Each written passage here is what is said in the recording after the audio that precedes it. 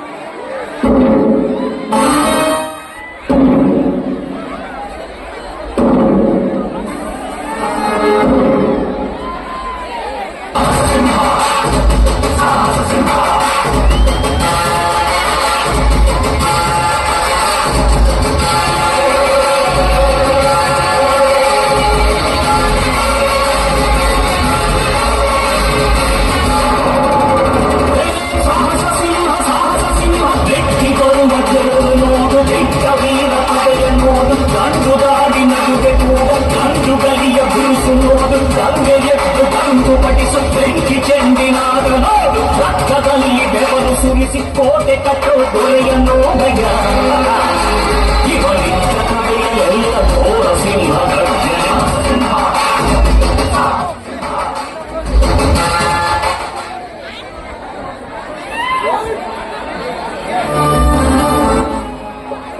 वो जगन्माते शक्तिशाली दुर्गा देवी ಈ ಆದಿ ಕೊನೆಯ ಶುಕ್ರವಾರದಂದು ನಿನ್ನಲ್ಲಿ ಒಂದು ಹರಕೆ ಮಾಡಿಕೊಳ್ಳಿ ತಾಯಿ, ಹರಕೆ ಮಾಡಿಕೊಳ್ಳಿ. ಈ ಧರ್ಮಾಪುರದ ಧರ್ಮವಂತನೆಂಬ ನನ್ನ ಕೀರ್ತಿ ಒಂದು ಕಡೆ ಆದರೆ ತಾಯಿಯನ್ನು ಕಳೆದುಕೊಳ್ಳಲು ಒತ್ತಾಯ ನೀಡಿದೆಗೈಯಿತು. ಈ ನನ್ನ ಕಂದನ ದುಃಖ ಒಂದು ಕಡೆ ತಾಯಿ, ಈ ನನ್ನ ಕಂದನ ದುಃಖ ಒಂದು ಕಡೆ.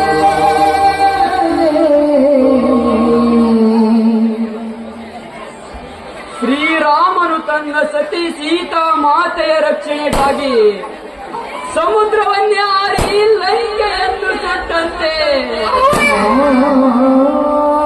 ನನ್ನ ಸತಿ ಸೀತಾ ಮಾತೆಯ ಆತ್ಮಶಾಂತಿಗಾಗಿ ರಾಕ್ಷಸರನ್ನು ಸುಟ್ಟು ಹಾಕಬಾರದೆ ತಾಯಿ, ಸುಟ್ಟು ಹಾಕಬಾರದೆ.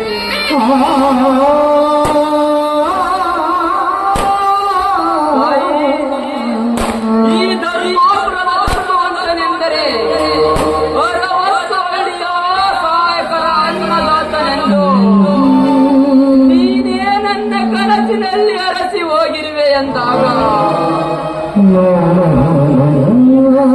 ಈ ನನ್ನ ಕಂದನ ತೋಳಬಲಕ್ಕೆ ನಿನ್ನ ಶಕ್ತಿಯನ್ನು ಕೊಟ್ಟು ದುಷ್ಟರನ ಮರ್ತನ ಮಾಡಿಸಿ ಈ ದೊರೆ ಸಿಂಹಾಸನಕ್ಕೆ ಇವನೇ ಅರವತ್ತೊಳ್ಳಿಯ ಅರಸನಾಗಲೆಂದರಸು ತಾಯಿ, ಇವನೇ ಅರವತ್ತೊಳ್ಳಿಯ ಅರಸನಾಗಲೆಂದರಸು.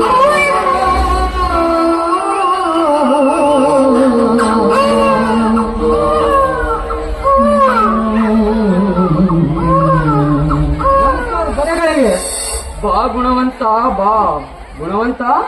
ಅದೇನಪ್ಪಾ ನಿನ್ನ ಕೈಯಲ್ಲಿ ತಂಬಿಗೆ? ತಂದೆ, ಸಣ್ಣ ದೊರೆಗಳಿಗೆ ಹಾಲನ್ನು ತಂದಿರುವ ತಂದೆ. ಹಾಲು?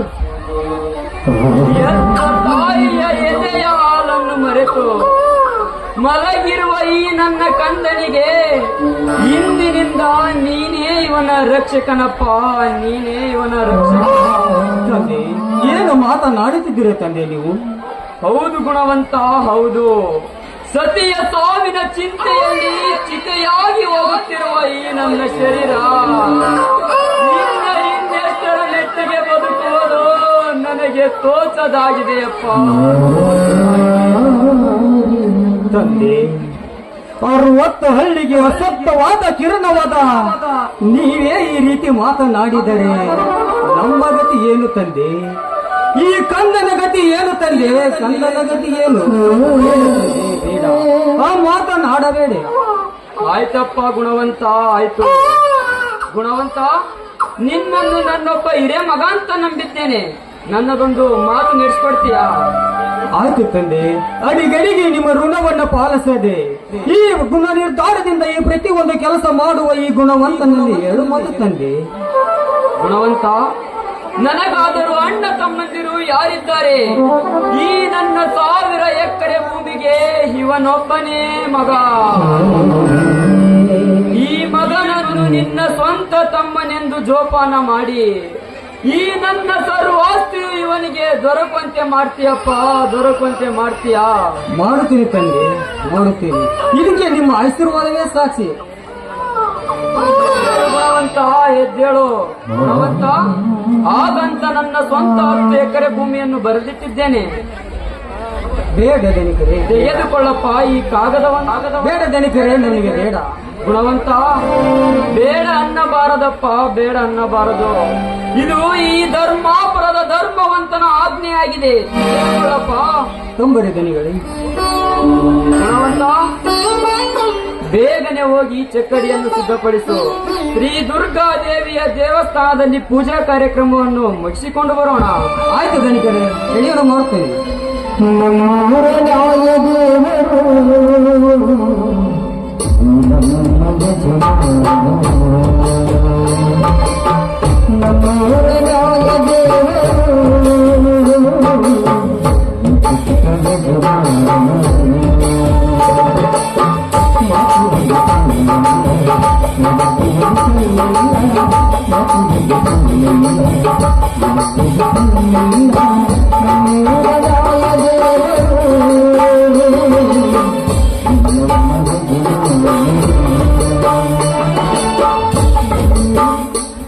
ಓ ಜಗನ್ಮಾತೆ ಶಕ್ತಿಶಾಲಿ ದುರ್ಗಾದೇವಿಯೇ, ನಿನ್ನ ಶಕ್ತಿ ನನ್ನ ಮಗನಲ್ಲಿ ವ್ಯಾಪಕವಾಗಲೆಂದು ಇವನಿಗೆ ಸತ್ಯವಂತನೆಂದು ಹೆಸರಿಟ್ಟಿದ್ದೇನೆ ತಾಯಿ, ಸತ್ಯವಂತನೆಂದು ತಾಯಿ. ಅರವತ್ತೊಳ್ಳಿಯ ಅರಸನೆಂದು ನನ್ನ ಹೆಸರನ್ನು ಬಲು ತುರಿಸಿನಿಂದ ಕೂಗುತ್ತಿರುವ ಆ ಕೂಗಿನ ಜಯಕಾರದಲ್ಲಿ ರಾಣಿಯಾಗಿ ತೂಗಿಸಿಕೊಳ್ಳುತ್ತಿದ್ದ ನನ್ನ ಸತಿ ಸೀತಾ ಮಾತೆಯು ಸ್ವರ್ಗದಲ್ಲಿದ್ದಾಳೆಂದರೆ ಅದು ನನಗೆ ದುಃಖದ ಸಂಗತಿ ತಾಯಿ, ದುಃಖದ ಸಂಗತಿ.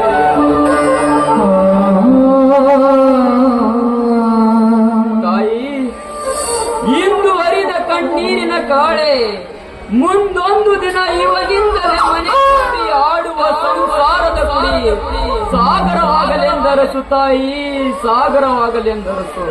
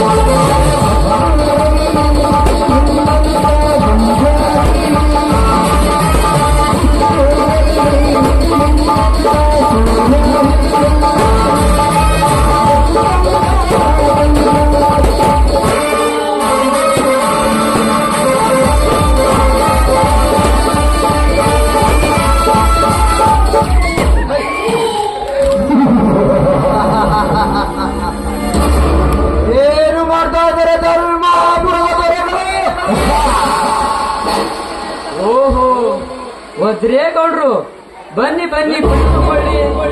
ಅದೇನು ಅಪರೂಪ ಶ್ರೀ ದುರ್ಗಾದೇವಿಯ ದೇವಸ್ಥಾನದಲ್ಲಿ ಭೇಟಿಯಾಗಬೇಕಾಗಿದ್ದ ತಾವು ಇಲ್ಲಿಗೆ ತಮ್ಮ ಗುಂಪಿನ ಸಮೇತ ಬಂದಿದ್ದೀರಲ್ಲ, ಅದು ನನಗೆ ಬಹಳ ಸಂತೋಷ. ಬನ್ನಿ ಕುಳಿತುಕೊಳ್ಳಿ.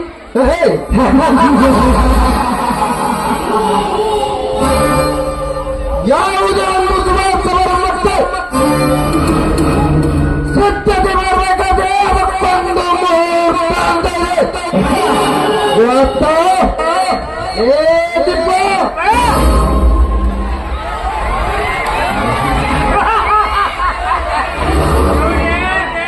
ನೀವು ಹತ್ರ ಕಡೆ ಈ ತುಪ್ಪ ಬಂದಿದ್ದೆ ಗೌಡ್ರೆ, ಆ ಪೂಜಾರಪ್ಪನವರ ಅಪ್ಪಣೆಯ ಮೇರೆಗೆ ಈ ಕಾರ್ಯಕ್ರಮವನ್ನು ಸುಗಮವಾಗಿ ನಡೆಸಿದರಾಯ್ತು ಬಿಡ್ರಿ.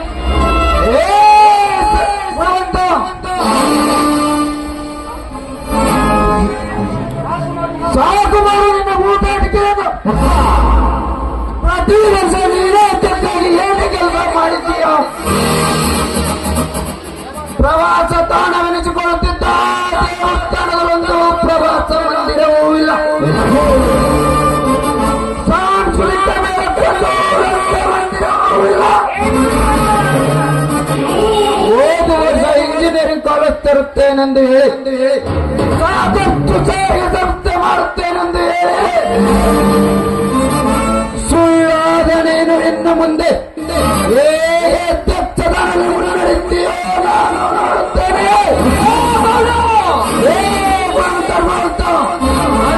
ಸ್ಥಾನದ ಅಹಂಕಾರಿ ನಾನಲ್ಲದೆ ಗೌಡ. ಜನ ಬಯಸಿದರೆ ಅವೆಲ್ಲ ಕೆಲಸಕ್ಕೂ ಸರ್ಕಾರದ ಅನುದಾನವೇ ಬೇಕಾಗಿಲ್ಲ. ಅದನ್ನೆಲ್ಲ ನಾನೇ ನೋಡ್ಕೊಳ್ತೀನಿ.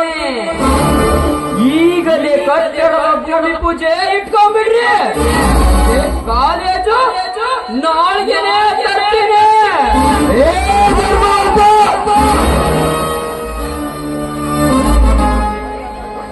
ಇಷ್ಟೆಲ್ಲ ದುಡ್ಡಿನ ವಿಚಾರವಿದ್ದಲ್ಲಿ ಈ ಭಾಗದ ಜನತೆ ನಿನ್ನ ಕಾಲಿಡಿದು ಬಿಟ್ಟಿದ್ದಾರೆ. ಏನು ಮಾಡುತ್ತಿರುವ ಅನ್ಯಾಯ ಜನಕ್ಕೆ ತಿಳಿದಿಲ್ಲ. ಮುಚ್ಚಲೇ ಬಾಯ್ನ. ಮರ್ಯಾದೆಯಿಂದ ಅಧ್ಯಕ್ಷ ಸ್ಥಾನಕ್ಕೆ ರಾಜೀನಾಮೆ ಒಂದೇ ಕೇಳು. ಅದನ್ನು ಬಿಟ್ಟು ಅವರ ನೆಪದಲ್ಲಿ ಇವನೊಬ್ಬ ಅನ್ಯಾಯದ ವ್ಯಕ್ತಿ ಎಂದು ಹೊಗಳಿದರೆ ಈ ದುರ್ಗಾದೇವಿಯ ಉರಗಾರವೇ ಉರಿದೆದ್ದು ತುಂಡು ತುಂಡಾಗಿ ಕತ್ತರಿಸಿತು. ಮಗನ ಎಚ್ಚರ.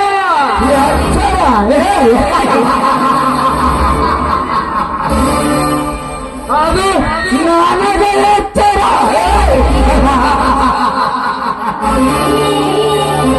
ಈ ವಜ್ಜೆಗಳು ಎಂಬ 4 ಅಕ್ಷರಗಳ ನಾಗರಪನೆ ಯಾವತ್ತು ಮಾತ್ರ ನಿಂತಿರುವಾಗ ನಿನ್ನ ಯಾರು ಮರ್ಯಾದೆಯಿಂದ ನಿನ್ನಷ್ಟಕ್ಕೆ ನೀನು ತಿಳಿದು ನಿನ್ನ ಅಧ್ಯಕ್ಷ ಬದಲು ಒತ್ತಾಯಿಸಲಿದ್ದರೆ ಆ ಬೆಂಕಿಯ ಬಿಚ್ಚುಗೊತ್ತಿ ನನ್ನತ್ತೆ ಮೇಲೆ ಸದಾ ನೇತಾಡುತ್ತಿರುವುದು ಎಚ್ಚರ. ಅಧ್ಯಕ್ಷಿ ಪದವಿ ಎಂಬುದೊಂದು ಹಣ ಬಿಸಾಕಿದಾಗ ಖರೀದಿ ಮಾಡುವ ದನ ಕರುಗಳಲ್ಲೇ.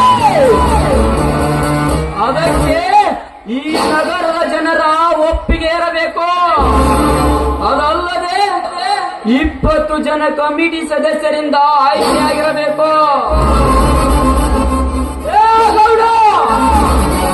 ಇದನ್ನೆಲ್ಲ ಪಡೆದುಕೊಳ್ಳುವ ಪ್ರಬಲತೆ ನಿನ್ನಲ್ಲಿದ್ದರೆ ಈಗಲೇ ಬಿಟ್ಟು ಬಿಡುವೆ ಈ ಅಧ್ಯಕ್ಷ ಸ್ಥಾನವನ್ನು.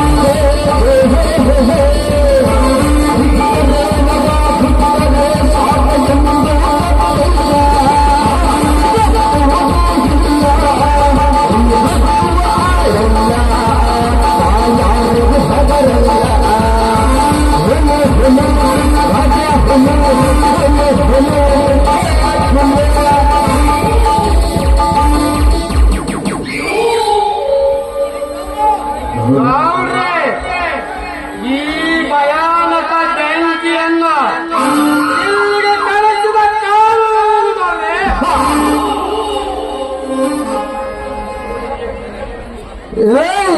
ಈ ಪರಾಕ್ರಮಿ ವಜ್ರೇಗೌಡನಿಗೆ ಮುಖ್ಯವಾಗಿ ಮಾತನಾಡುವ ಅವನ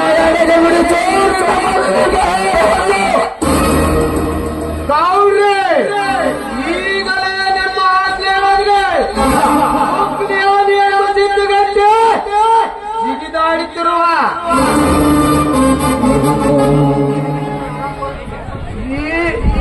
ಈ ಅಗತ್ಯ ಈಗಲೇ ತೋರಿಸುವೆ ಈ ಬೀಚುಗದ್ಯ ತಲೆರುಚಿಯಲ್ಲ. ನೀನೊಬ್ಬ ಎರವರ ಮನೆಯ ಎಂಜಲು ತಿಂದು ಬದುಕುವ ನಾಯಿಗಳ ಮಗನೇ. ನಿನಗೆ ಇಷ್ಟು ಗೊಬ್ಬರ ಬೇಕಾದರೆ ಇವನು ಈ ಮತ್ತು ಅಡಿಗೆ ಆರತ. ಏ ಧರ್ಮ, ನನ್ನ ಮುಂದೆ ಬೆಂಕಿ ಎಂದು ಉಚ್ಚರಿಸಬೇಡ.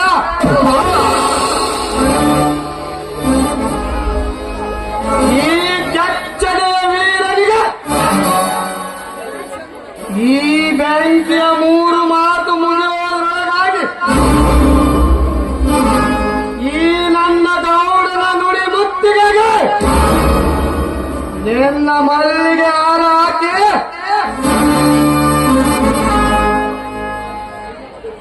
ನಿನ್ನ ಪದವಿ ತ್ಯಜಿಸಿದರೆ ಸರಿ, ಇಲ್ಲವಾದರೆ ಬಲ್ಲವನಾಗಿ ಈ ನಾಡನ್ನಾಳು ಗಂಡು ರೇರುವುದೇ. ಈ ಕರಿ ಕರಿಯನ್ನು ಮಾತನಾಡಿಸಿ ನಿನ್ನ ಬಿಸಿ ರಕ್ತದಿಂದ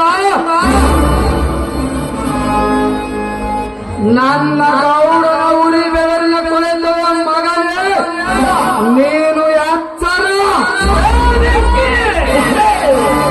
ನನಗೆ ಎಚ್ಚರ ಬೆಂಕಿ. ಈಗಲೇ ನನ್ನ ಆಜ್ಞೆಯಾದರೆ ಕೆಚ್ಚನೆಯ 1000 ವೀರರು ಬಂದು ನನ್ನನ್ನು ತುಂಡು ತುಂಡಾಗಿ ಕತ್ತರಿಸಿ ಈ ನಿನ್ನ ದೇವನ್ನು 10 ಭಾಗಿಗಳಿಗೆ ಬಿಸಾಕುವರು. ನೀನು ಮೊದಲ ಎಚ್ಚರವೇ, ಮೊದಲ ಎಚ್ಚರ.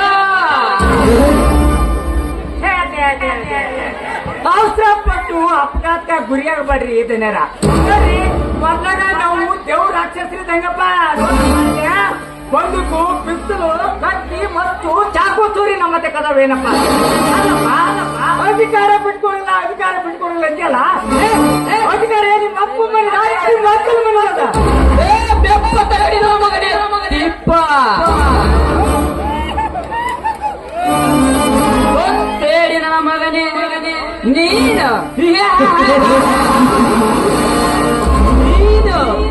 ನೀನೊಬ್ಬ ಎರವರ ಮನೆಯ ಬಾಗಿಲು ಕಾಯುವ ನಾಯಿನ ಮಗನೇ.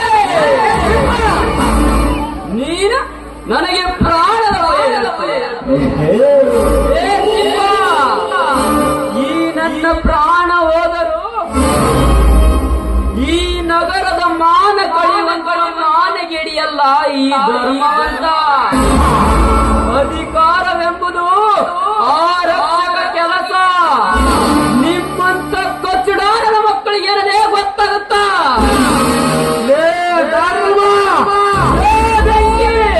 ನನ್ನ ಮೊದಲನೇ ಮಾತಿಗೆ ಬಿಟ್ಟುಕೊಡ ನಿನ್ನ ಅಧಿಕಾರ. ಬೆಂಕಿ, ನೀನದಲೇ ಅದನ್ನು ಆ ಕಮಿಟಿ ಜನ ಹೇಳಲೇ.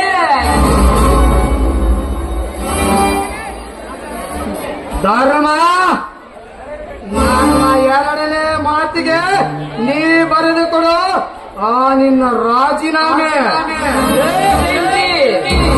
ನಿಮ್ಮ ಬಲಾತ್ಕಾರಕ್ಕೆ ಮಣಿದು ಈ ದೇವಸ್ಥಾನವನ್ನು ಜನ್ಮಾಳು ಮಾಡಲಾರಲೇ, ಜನ್ಮಾಳು ಮಾಡಲಾರೆ. ಧರ್ಮ, ಹಾಗಾದರೆ ನನ್ನ 3ನೇ ಮಾತಿಗೂ ಬಿಟ್ಟುಕೊಡಲಾರೆ. ಹುಲಿಯಾಗಿ 3 ದಿನ ಬದುಕುತ್ತೇನೆ ಹೊರತು ಇಲಿಯಾಗಿ 100 ದಿನ ಬದುಕುವ ಆಸೆ ನನಗೆಲ್ಲ.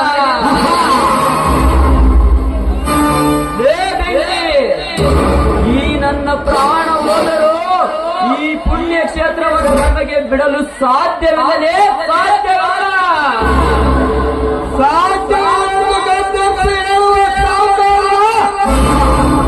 ನಾನು ಈ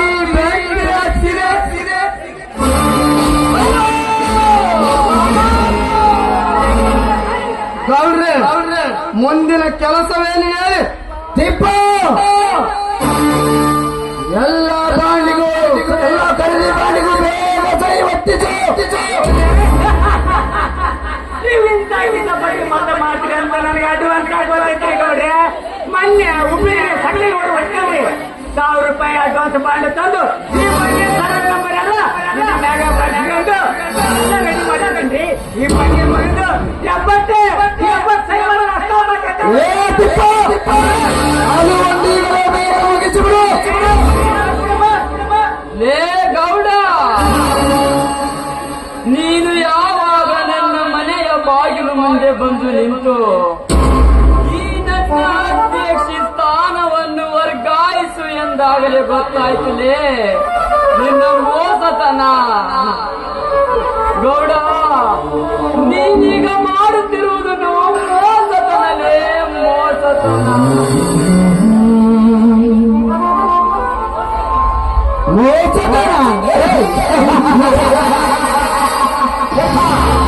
ಅದು ನನ್ನ ಹುಟ್ಟುಗುಣ.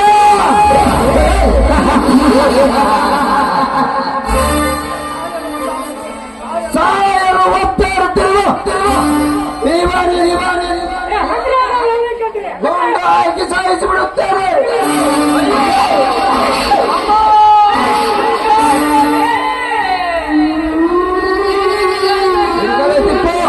ಕಾಪಾಡುವ ಭಾರ ನಿನ್ನದಾಗಿದೆ ತಾಯೇ, ನಿನ್ನದಾಗಿದೆ.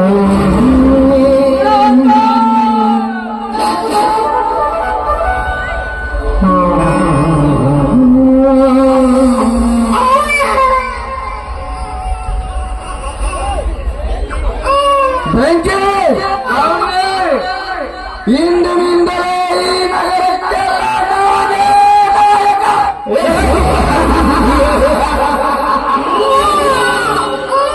60 ವರ್ಷಗಳ ನಾನೇ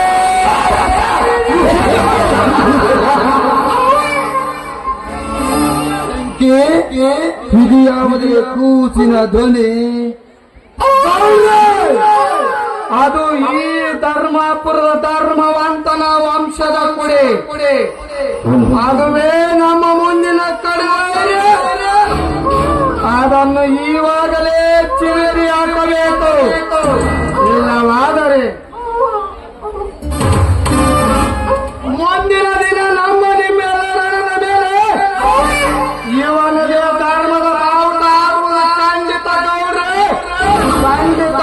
ಹೌದು ಬೆಂಕಿ, ಹೌದು. ಈ ಕುಡಿಯನ್ನು ಕಡಿದಾಗಲೇ ನನ್ನ ಆತ್ಮಕ್ಕೆ ಶಾಂತಿ ಇರದಿದ್ದರೆ ಎಂದು ನಾನು ಅವರೇ ಈ 60 ಹಳ್ಳಿಗೆ ಅರಸ.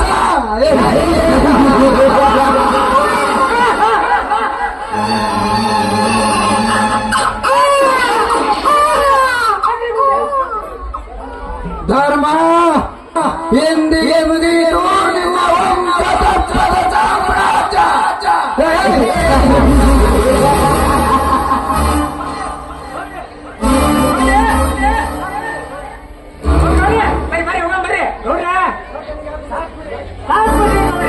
ಸತ್ತಕ್ಕೆ ಎಷ್ಟಂತ ಗುಂಡಾಗ್ತೀರಿ ನೋಡ್ರಿ ಗೌಡ್ರ.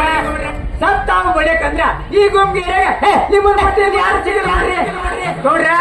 ನೋಡ್ರಿ, ಸತ್ಯಾನಕ್ಕೆ ಎಷ್ಟು ಗುಂಡಾಕ್ರಿ ಏನ್ರಿ? ಈಗಾಗಲೇ ಸಹಾಯದ ಜೀವನ ಸತ್ತು ಸ್ವರ್ಗೆ ಸೇರೈತೆ. ಈಗೇನ್ ಸರಿ ಬಣ್ಣ ಅದನ್ನೆಲ್ಲ ನನ್ನ ಹತ್ರ ಅದಾವ್ರಿ. ನಾನು ಕುಸ್ತಿಗೆ ಹೋಗಿ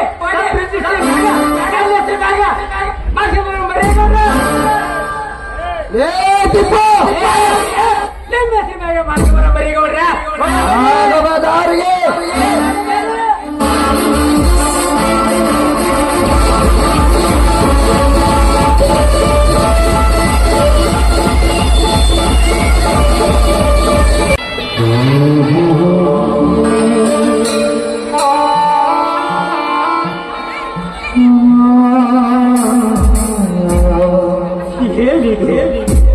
ಧರ್ಮವಂತರ ಮೈಗೆ ನೀಡುವ ರಕ್ತವನ್ನು ಈ ಧರ್ಮವಂತ ಯಾರ ಪಾಪಿ ಕೈಗೆ ಸಿಕ್ಕು ಸಾವಿಗೆ ಈಡಾದಿರೋ ತಂದೆ, ಸಾವಿಗೆ ಈಡಾದೆ. ಯಾವ ಇಸೆಯಲ್ಲಿದ್ದ ನನ್ನನ್ನು ಆಚೆ ಹಾಕಿದ್ರಿ ಅನ್ನೋದು ಒಂದು ತಿಳಿಯಂತೆ ಆಯಿತು ತಂದೆ, ತಿಳಿಯಂತೆ ಆಯಿತು. ಕಂದ ಕಂದ ಕಂದ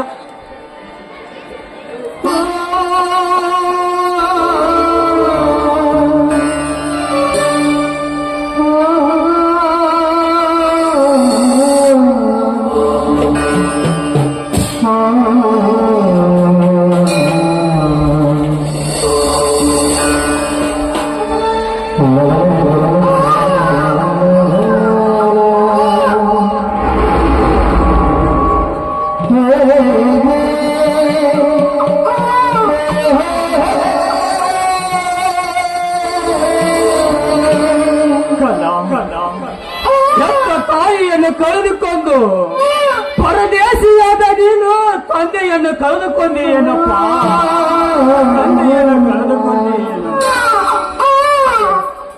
ಹನುಮನ ಶಕ್ತಿ ಇರುವ ಈ ಕೂಸಿಗೂ ಗುಂಡಿನ ಹಿಡಿಕೊಂಡು ಬಿದ್ದುತ್ತೇನೆ.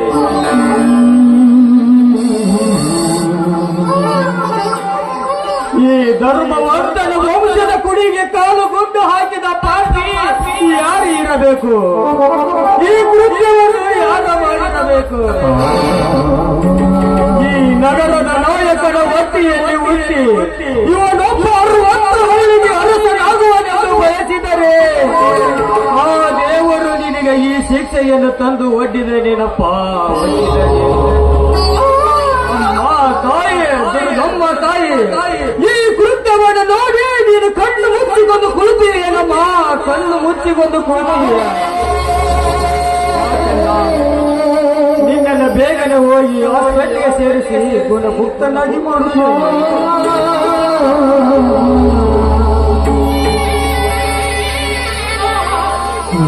ಇದು ಏನಿದು? ವಜ್ರಗೌಡನ ಸೊಳ್ಳೆ ಇಲ್ಲೇಕೆ ಬಿದ್ದಿದೆ? ಅಂದರೆ ಈ ಕುತಂತ್ರವು ಅವನೇ ಮಾಡಿರಬೇಕು ಅನಿಸುತ್ತದೆ. ಸಮಯ ಸಾಧಿಸಿ ನಾನು ಕಂಡು ಹಿಡಿಯದು ಹೋದರೆ ನನ್ನ ಹೆಸರು ಗುಣವಂತನೇ ಅಲ್ಲ. ಬಾಕಂದ ಹೇಗೆ ಹೋಗಿ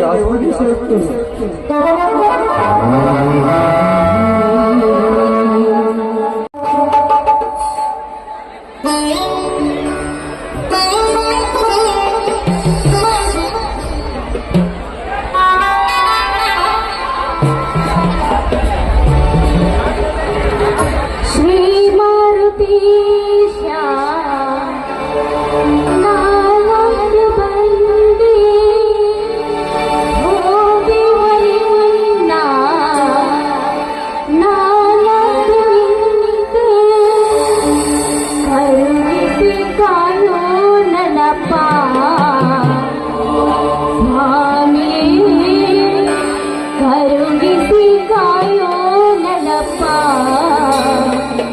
ಓ ದೇವನೇ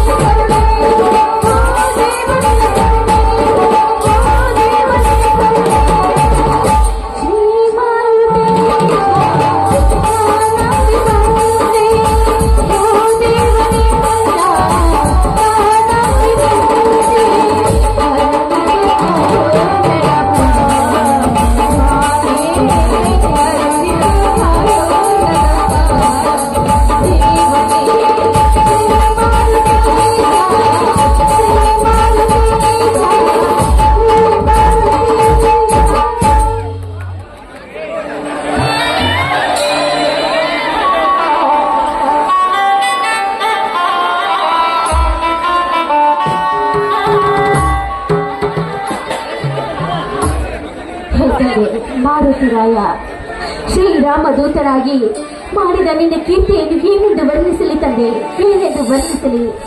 ಈ ಅನಾಥರಿಗೆ ಆಶ್ರಯದಾತನಾಗಿ ಈ ಬಡವರ ಬೆನ್ನಿಗೆ ಬೆಂಗಾಲವಾಗಿ ನಿಂತು ಹಗಲು ರಾತ್ರಿ ಶ್ರಮವಹಿಸಿ ದುಡಿಯುತ್ತಿರುವ ನನ್ನ ಪತಿ ಮೈದುನರನ್ನು ನೀವೇ ರಕ್ಷಿಸಬೇಕಪ್ಪ, ನೀವೇ ರಕ್ಷಿಸಬೇಕು ಅಂತ.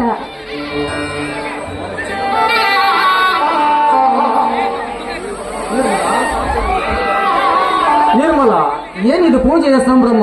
ಈ ದುರ್ಗಾದೇವಿ ನೇತ್ರ ಏನೆಂದು ಬೇಡಿಕೊಂಡಿ? ರೀ, ಇಂದು ಕಾರ್ತಿಕ ಮಾಸ ಕೊನೆ ಶನಿವಾರ ಅಲ್ವಾ, ಅದಕ್ಕೆ ದೇವರ ಪೂಜೆ. ಬನ್ನಿ, ದೇವರಿಗೆ ನಮಸ್ಕರಿಸಿ ಪ್ರಸಾದ ತೆಗೆದುಕೊಳ್ಳಿ. ನೀವು ಎದ್ದೇಳು ನಿರ್ಮಲ, ಎದ್ದೇಳು. ನಿರ್ಮಲವಾದ ಹೆಸರಿನಿಂದ ಪವಿತ್ರವಾದ ಕೆಸರಿನಲ್ಲಿ ಕಮಲವೇ ಆದಂತೆ ಈ ನಿನ್ನ ಕೋಮಲವಾದ ನಿನಗುವ ನನ್ನ ಬಾಳಿನಲ್ಲಿ ಸತಿಯ ಸಾವಿತ್ರಿಯಾಗಿ ಬಂದು ಈ ಮನಿ ಸಂಸಾರದ ತಾಪತ್ರಕ್ಕೆ ಹೆದರದೆ ಈ ನಿನ್ನ ಪತಿಯನ್ನು ಕೀರ್ತಿ ತಂದರೆ ಅದೇ ನಿನ್ನ ಪತಿಯ ಜನ್ಮ ಸಾರ್ಥಕ. ಸ್ವಾಮಿ, ಶ್ರೀರಾಮನ ಸತಿ ಕಾಡಿನಲ್ಲಿದ್ರು ಕೂಡ ಅವರ ಪಾದದ ಚರಣದಾಸೆಯಾಗಿದ್ರು. ಅವರಂತೆ ಸದಾ ಕಾಲ ನಿಮ್ಮ ಪಾದದ ಚರಣದಾಸೆಯಾಗಿ ನಿಮ್ಮ ನಡೆ ನುಡಿಯಲ್ಲಿ ಈ ಮನೆತನದ ಕೀರ್ತಿ ನಿಮ್ಮ ಹೆಸರು ತರುತ್ತೇನೆ ಸ್ವಾಮಿ, ನಿಮ್ಮ ಹೆಸರು ತರುತ್ತೇನೆ ಅಂತ. ಧನ್ಯನಾದೆ ನಿರ್ಮಲ, ಧನ್ಯನಾದೆ. ಧನವಂತರ ದಪ್ಪಾಳಿಕೆಯ ನಾಡಿನಲ್ಲಿ ಗುಬ್ಬಿಯಂತೆ ಗೂಡು ಕಟ್ಟಿ ಬಡತನದಲ್ಲಿ ನಾನು ಬೆಂದು ಹೋದರು ಈ ಬಡವನ ದಂಡನೆಯ ಗುಂಡಿಗೆಯಲ್ಲಿ ಯಾವುದಕ್ಕೂ ನಡೆಸಲಾರದು.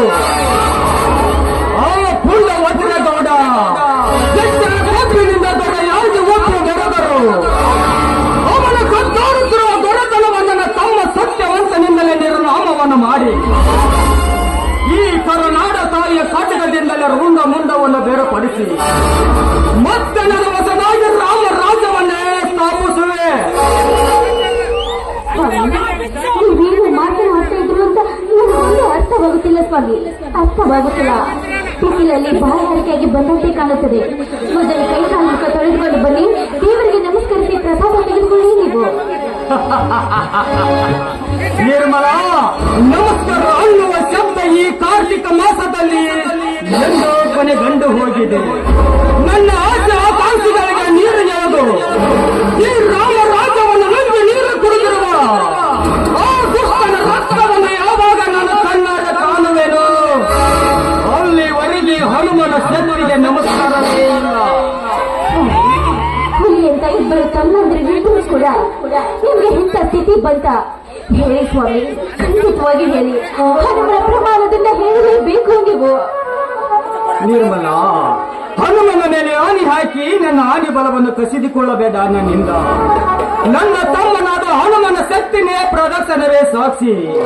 ಅಡಿಗಡಿಗೆ ಎದರೆ ನೆನಪಿಸಿಕೊಂಡರೆ ನನ್ನ ಮನಸ್ಸನ್ನು ಕಸಬಿಸಿ ಮಾಡಿದ ದುಷ್ಟನಿಗೆ ಮುಂದೆ ಕೊಡಬೇಕಾಗುತ್ತದೆ ಸಮಯ ಬಂದಾಗ ಸರಿಯಾದ ಉತ್ತರವನ್ನು. ಕಣ್ಣಾರೆ ನೋಡಲಾರೆ ಸ್ವಾಮಿ, ಕಣ್ಣಾರೆ ನೋಡಲಾರೆ ಈ ಕೃತಿಯನ್ನು. ಏನ್ರಿ ಇದು, ಏನ್ರಿದು? ಮೈಕ ಎಲ್ಲ ರಕ್ತವಾಗಿದೆ. ಈ ರೀತಿ ರಕ್ತ ಹರಿಸಲು ಯಾರು ಕಾರಣ ಸ್ವಾಮಿ? ಯಾರು ಕಾರಣ ಅಂತ? ಯಾರು ನಿರ್ಮಲಿನ? ಇದನ್ನು ಚಂಡಲ ವಜ್ರೇಗೌಡ. ಸ್ವಾಮಿ, ಯಾವ ಕಾರಣಕ್ಕಾಗಿ ಅಂತ? ಯಾವ ಕಾರಣಕ್ಕಂತ ಏನು ಹೇಳಲಿ ನಿರ್ಮಲ? ಒಂದು ಎರಡು ನಮ್ಮ ಹೊಲ ಮನೆ ಆಸ್ತಿಯನ್ನು ಸಣ್ಣಂತೆ ಮಾಡಿಕೊಂಡು ನಾನು ಅವನ ಮನೆಯಲ್ಲಿ ಕೆಲಸದಾಗಿರ್ಬೇಕಂತೆ.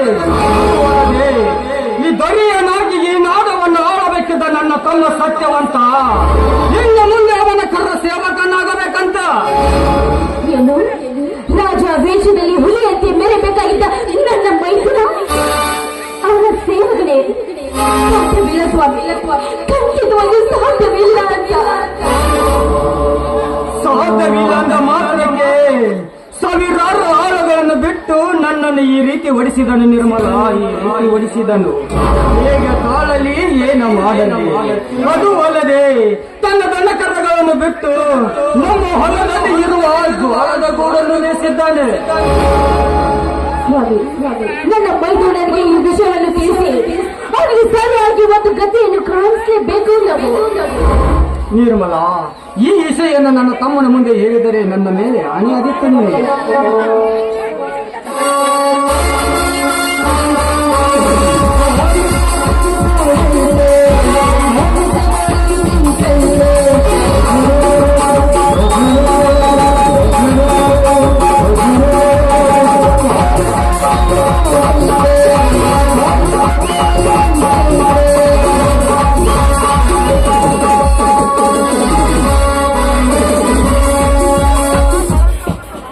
ಅಣ್ಣ ಅತ್ತಿಗೆ ಬಾರಪ್ಪ ಮೈದ್ರ ಈಗ ಬದಲ ನೀನು. ಬಾರಪ್ಪ ತಮ್ಮ ಸಂಖ್ಯಾವಂತ, ಈಗ ಬಂದಿ ಏನಪ್ಪ? ಹೌದಣ್ಣ, ಈಗ ತಾನೇ ಬಂದೆ. ಏನಪ್ಪ ಮೈದ್ರ, ಒಂದು ವಾರ ಗಂಟೆ ಕುಸ್ತಿ ಕಬಡ್ಡಿ ಅಂತ ಹೀಗೆ ತಿರುಗಾಡುತ್ತಾ ಹೋದ್ರೆ ಮನೆಯಲ್ಲಿ ನಿನ್ಗೆ ಹೇಳುವವರು ಕೇಳುವವರು ಯಾರು ಇಲ್ಲ ಅಂತ ತಿಳಿದುಕೊಂಡ್ರುವೇನೋ? ಅತ್ತಿಗೆ, ನಿಮ್ಮಿಬ್ಬರನ್ನು ಬಿಟ್ಟು ನನಗೆ ಹೇಳುವವರು ಕೇಳುವವರು ಯಾರಿದ್ದಾರೆ? ಒಂದು ವಾರದಿಂದ ಮನೆ ಮರೆತು ತಿರುಗಿದನೆಂದರು. ನನ್ನ ಈ ಹೃದಯದಲ್ಲಿ ನಿಮ್ಮಿಬ್ಬರನ್ನು ಇರಿಸಿಕೊಂಡಿರುವೆ. ಅತ್ತಿಗೆ, ಶ್ರೀ ದುರ್ಗಾದೇವಿಯ ಜಾತ್ರಾ ಮಹೋತ್ಸವದಲ್ಲಿ ಏರ್ಪಡಿಸಿದ ಅಂತಾರಾಷ್ಟ್ರೀಯ ಕುಸ್ತಿ ಪಂದ್ಯದಲ್ಲಿ ಕಣಕ್ಕೆ ಕಣೆ ತಟ್ಟಿ ಡಾಕ್ಟರ್ ಪುನೀತ್ ರಾಜ್ಕುಮಾರ್ ಅವರ ಭಾವನೆಗೆ ಬಂದಿದ್ದೇನೆ. ಸಂತೋಷವಾಯ್ತು ತಮ್ಮ ಸೋದರ, ಸಂತೋಷವಾಯ್ತು. ನಿನ್ನ ನನ್ನ ತಮ್ಮನಾಗಿ ಪಡೆದಿರುವ ನನ್ನ ಜನ್ಮ ಸ್ವಾರ್ಥಕವಾಯ್ತಪ್ಪ, ಸ್ವಾರ್ಥಕವಾಯ್ತು. ಸ್ವಾಮಿ, ಹುಲಿ ಹೊಟ್ಟೆಯಲ್ಲಿ ಹುಲಿನೇ ಹುಟ್ಟಬೇಕಲ್ವಾ? ಸರಿಯಾಗಿರುವಲ್ಲ ನಿನ್ನ ಮಾತು ನಿಜ. ಹುಲಿಯ ಹೊಟ್ಟೆಯಲ್ಲಿ ನಿಜವಾದ ಹುಲಿಯನ್ನೇ ಹುಟ್ಟಿರುತ್ತದೆ. ಅಣ್ಣ, ಯಾಕೆ ಈ ಮಾತನ್ನು ಗಾಬರಿಸಿ ಹೇಳ್ತಿರುವೆಯಾ? ಅಣ್ಣ, ಯಾಕೆ ನಿನ್ನ ಕಣ್ಣಲ್ಲಿ ನೀರು? ಏನಣ್ಣ ಇದು ಮೈಕೈಯೆಲ್ಲ ರಕ್ತ ಕಾಣಿಸುತ್ತಿದೆಯಲ್ಲ? ಅಣ್ಣ, ನಿನಗೆ ಯಾರು ಯಾರು ಎಂದು ತಂದರು ಅಂತ ನೀನೀಗ ಹೇಳಿದರೆ, ಆ ಪಾಪಿಯ ಹೆಸರನ್ನು ಹೇಳಿದರೆ ಸಾಕು. ಆ ನಾರಾಯಕನನ್ನು ತರತರನೆ ಎಳೆದು ತಂದು ಇಬ್ಬರ ಪವಿತ್ರರ ಪಾದದ ಮೇಲೆ ಕಡಿದು ಹಾಕಿ ಬಿಡುತ್ತೇನೆ. ಇಲ್ಲಪ್ಪ, ನನಗೆ ಏನೂ ಆಗಿಲ್ಲ. ಸಾಧ್ಯವಿಲ್ಲ.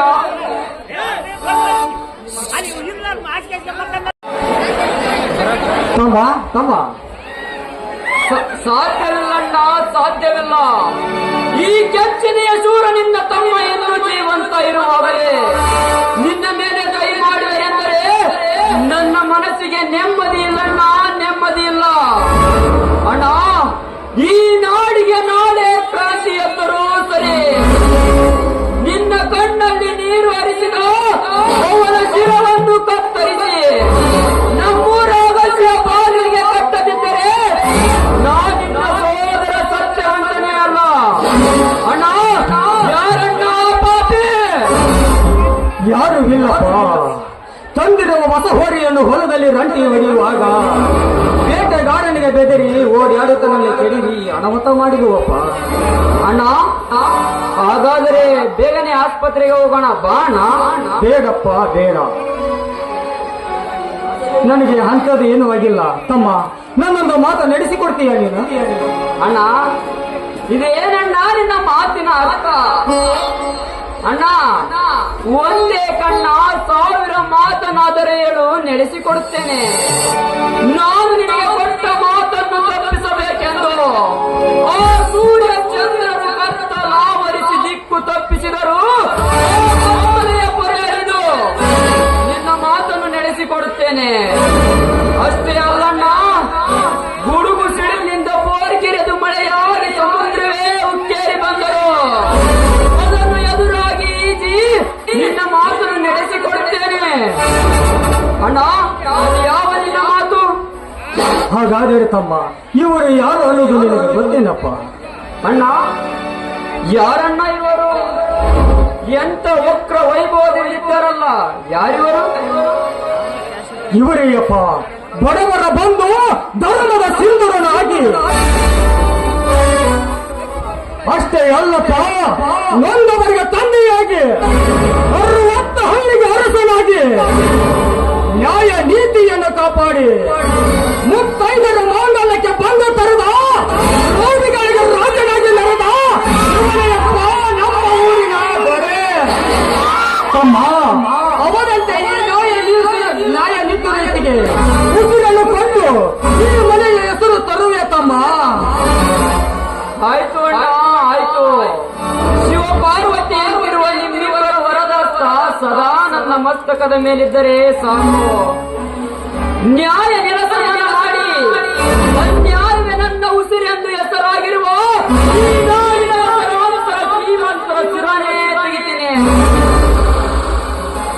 ಅಣ್ಣ ಧರ್ಮದ ಹೆಸರಿನಲ್ಲಿ ವಿಶ್ವ ಬೀಜ ಬಿತ್ತಿ ನಿತ್ಯ ತೋರು ಸುಮಂಗಲ್ಯರ ಮಾಂಗಲ್ಯ ಅರಿಯುವ ಚಾಂಡೋಳರ ಚಂಡಕ್ಕೆ ತೆಗಿತೇನೆ. ಕಣದ ಮದದಲ್ಲಿ ಮಾನವನಂತರ ಮನೆಯ ಮಸಣ ಮಾಡಿ ಒಬ್ಬರ ಎಣದ ರಾಶಿಯ ಮೇಲೆ ಕುಳಿತು ಗೋಳಾಶನ ಗೊತ್ತಿರುವ ನರರ ವಂಶವನ್ನು ನಿರ್ವಂಶ ಮಾಡ್ತೀನಿ ಅಣ್ಣ, ನಿರ್ವಂಶ ಮಾಡ್ತೀನಿ. ತಮ್ಮ ತಮ್ಮ ಹೌದಣ್ಣ ಹೌದು ಅಣ್ಣ, ನಿಮ್ಮಿಬ್ಬರ ಕೈ ತುತ್ತಿನ ಶಕ್ತಿ ನನ್ನಲ್ಲಿ ಪ್ರಬಲವಾಗಿ ನಿಂತಿರುವಾಗ ನನಗೆ ಯಾವುದಕ್ಕೂ ಭಯವಿಲ್ಲಣ್ಣ, ಭಯವಿಲ್ಲ ಅಣ್ಣ. ಈ ನಿನ್ನ ತಮ್ಮನೇ ನಮ್ಮೂರ ದೊರೆ ಎಂದು ನೀನು ಎದೆ ತಟ್ಟಿ ಹೇಳಿದರೆ ಸಾಕು ಅಣ್ಣ.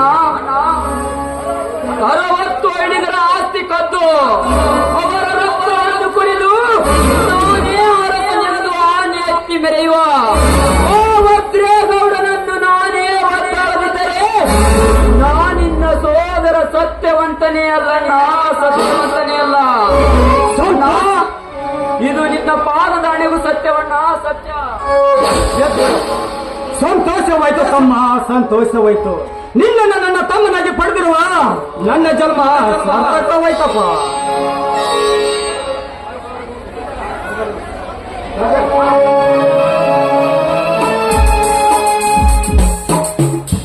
ಬನ್ನಿ, ಪ್ರಸಾದ ರೆಡಿಯಾಗಿದೆ, ಎಲ್ಲರೂ ಸೇರಿ ಊಟ ಮಾಡುವರಂತೆ.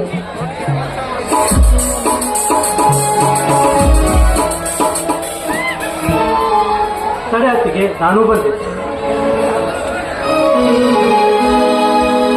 ತಮ್ಮ ಶ್ರೀಧರ, ಈಗ ತಾನೇ ಬಂದೆ.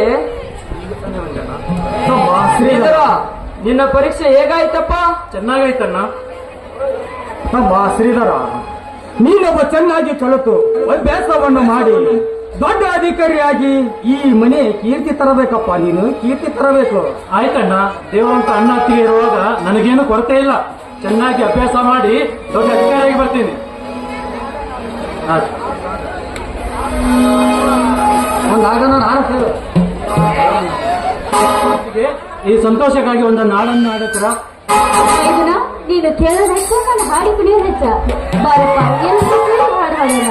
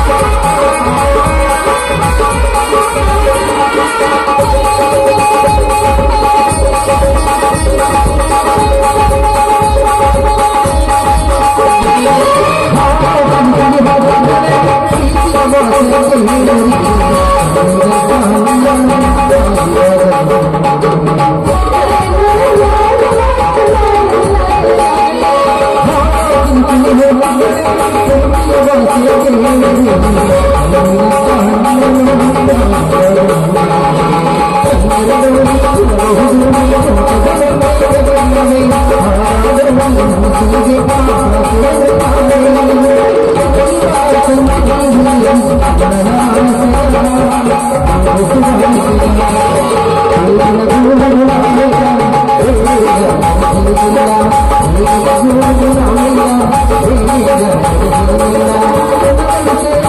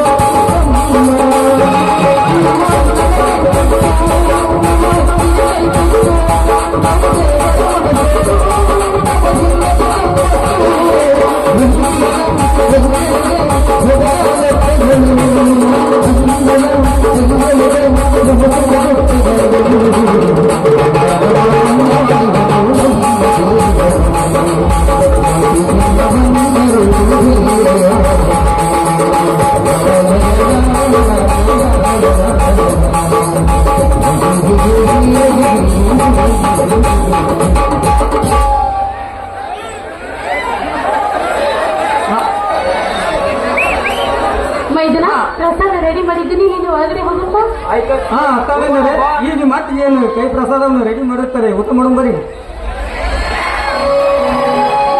ನಿಂತ್ಕೊಳ್ಳಿ. ಹಾ. ಹೋಗೋದಕ್ಕಿಂತ ಮುಂಚೆ ಹಾ ನನ್ನ ಕೈ ಹಿಡಿದು ಒಂದು ಚುಂಬನ ನೀಡಿ.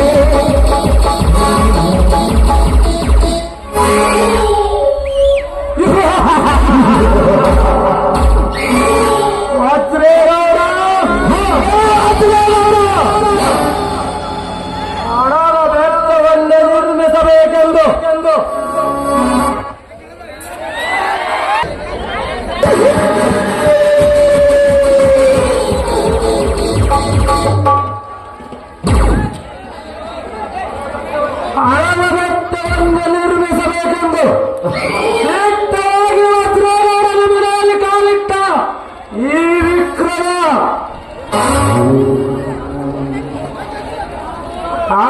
ಈ ವಿಕ್ರಮರ ಮನಸ್ಸು ಅಕ್ರಮವಾಗಿ ಓಡುತ್ತಿದೆ ಆ ನನ್ನ ನವಮುಖದ ಕಾವೇರಿಯ ಮೇಲೆ.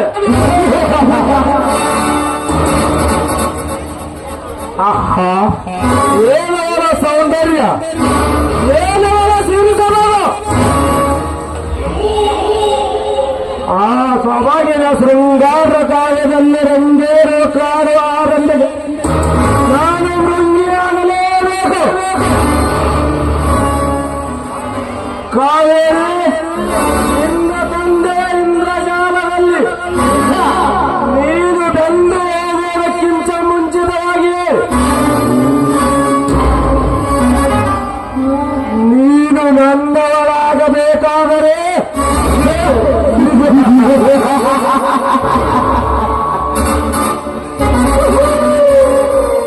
ನಾಳೆ ರಾತ್ರಿಯೇ ನಿನ್ನ ಎತ್ತ ತಾಯ ಕೊನೆಯಾಗಲೇಬೇಕು. ಅಂದಾಗ ದೂರುತ್ತದೆ ನನ್ನ ಸೇರು ಆ ಸೇರಿನ ಆವೇಶದಲ್ಲಿ ಬಸ್ಸೆಂದು ಬರ್ಗರೆತ್ತುವ ನಿನ್ನ ತಂದೆ ವಜ್ರೇಗೌಡರ ಸಿರಿ ಸಂಪತ್ತನ್ನೆಲ್ಲ ಎತ್ತಿಹಾಕಿ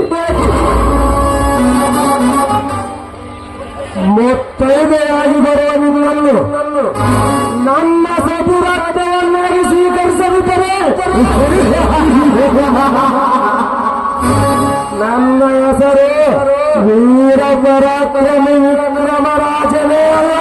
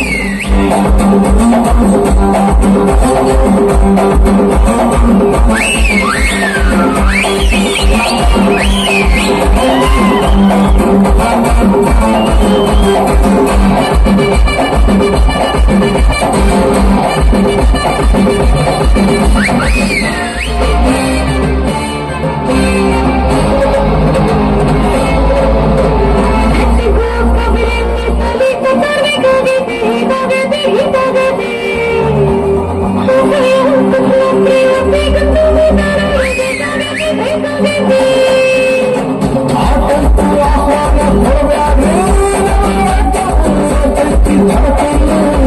ನಮಗೂ ಏನಾಯಿತು ಮನೆಯುವ ಹೊರಗ ಬಿಡುತ್ತಂದು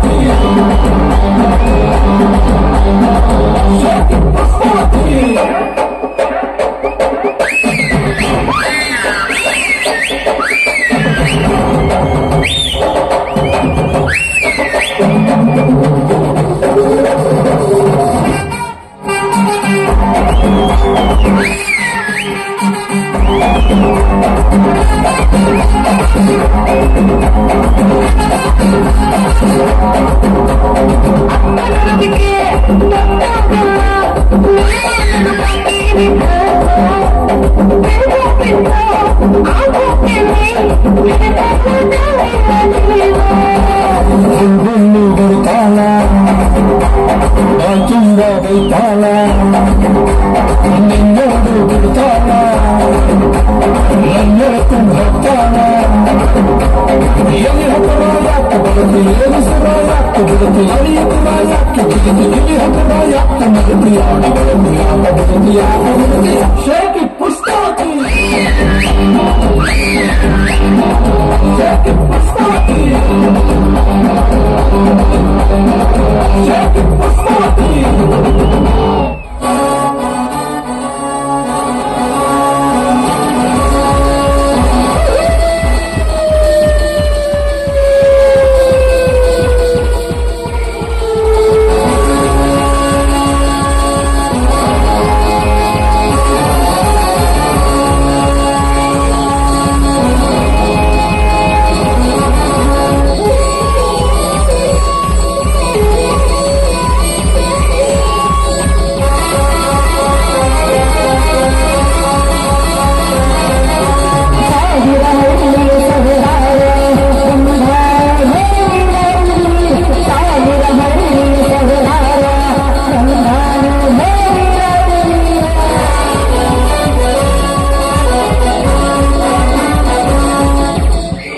ಸತ್ಯ